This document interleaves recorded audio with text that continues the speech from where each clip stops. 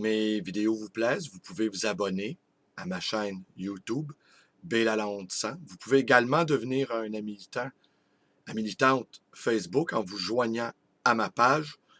Vous pouvez me téléphoner à ma librairie dans le 514-736-0999. Et vous pouvez également me rendre visite à cette librairie d'occasion et d'ancien, le Livre Voyageur dans le quartier Côte-des-Neiges à Montréal.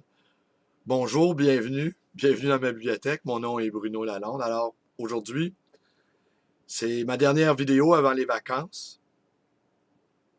J'ai été avec vous depuis le 4 décembre 2011.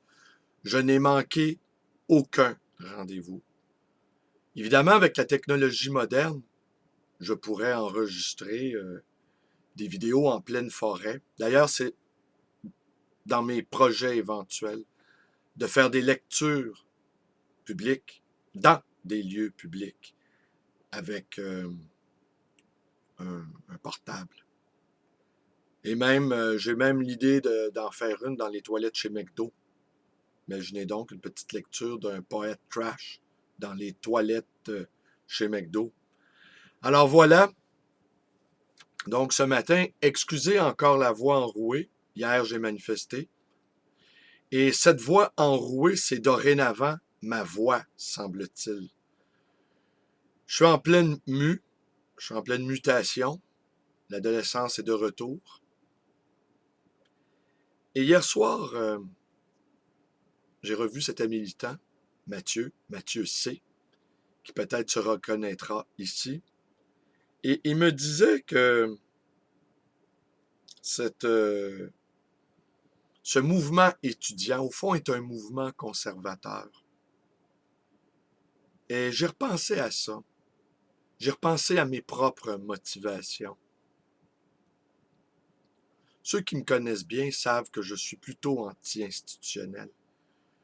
J'ai détesté l'école.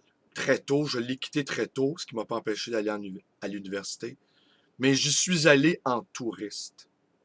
C'est-à-dire, je remettais mes travaux quand ça me plaisait, quand ça me tentait. Et je dois avouer, outre le fait de passer 3 ans à l'université, de recevoir des prêts et bourses, prêts que j'ai acquittés, je n'ai pas eu de plaisir. Ça ne correspondait en rien à cet idéal. Alors les gens qui me connaissent bien sont très étonnés de me voir manifester, de me voir autant m'impliquer, de porter les carrés rouges partout où je passe. Maintenant, c'est 2 carrés rouges. Je vais conclure là-dessus, ma vidéo. Ils sont très étonnés de cette implication. Pour eux, je suis plutôt un anarchiste libertaire.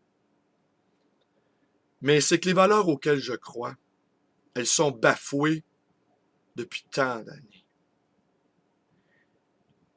Et la dernière charge de notre bandit Jean Charest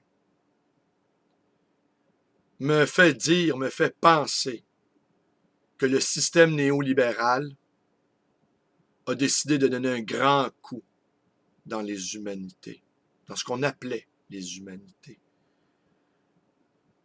qui est le dernier bastion, finalement, de notre civilisation, pour ce qui en reste, qui risque de s'effondrer dans un nihilisme consumériste. Alors, quand un type comme moi, un farouche individualiste, se jette dans la mêlée, c'est que l'heure est grave. Les Thatcheriens et les Reaganiens des années 80 avaient forgé cet oxymore, révolution conservatrice. Ben ici, il n'est pas exagéré de parler de résistance conservatrice. On défend les valeurs de l'humanisme. On les défend soir après soir, vaille que vaille. Et malgré que nous subissons régulièrement des interpellations, il y a eu des blessés graves au cours de ce printemps québécois. D'ailleurs, vous me le direz quand le printemps sera terminé. Pour moi, nous sommes encore en plein printemps. Il y a eu des blessés graves. Il y a eu 2000 arrestations. C'est une crise d'octobre au ralenti. Alors, voilà, c'est ce qui me pousse à être cet militant si farouche. Alors, je vais conclure. Je vous lirai rien. Hier, donc, belle manif. J'ai écrit un poème. Il y avait quelqu'un, les organisateurs, qui avait préparé un livre d'art où on pouvait écrire un texte. Maximum 75 mots pour la 75e manifestation. Et j'ai écrit un petit poème qui s'appelait « La joie spéciale, on s'en calisse pas ». Je disais combien j'étais heureux de me retrouver avec des gens avec qui je partageais les mêmes valeurs, les mêmes idéaux, peu importe leur âge. Et que pour moi, c'était une vraie joie spéciale.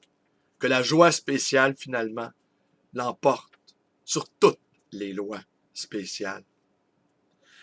Alors, je conclus cette vidéo. Je ne serai pas avec vous pour les 8 prochains jours en vous montrant un carré rouge ici, un carré rouge sur l'autre épaule, ainsi que me l'a suggéré cet ami, Sylvain Parère, que je n'hésite pas à nommer, connaissant son courage, qui lui me rappelait que lors de la bataille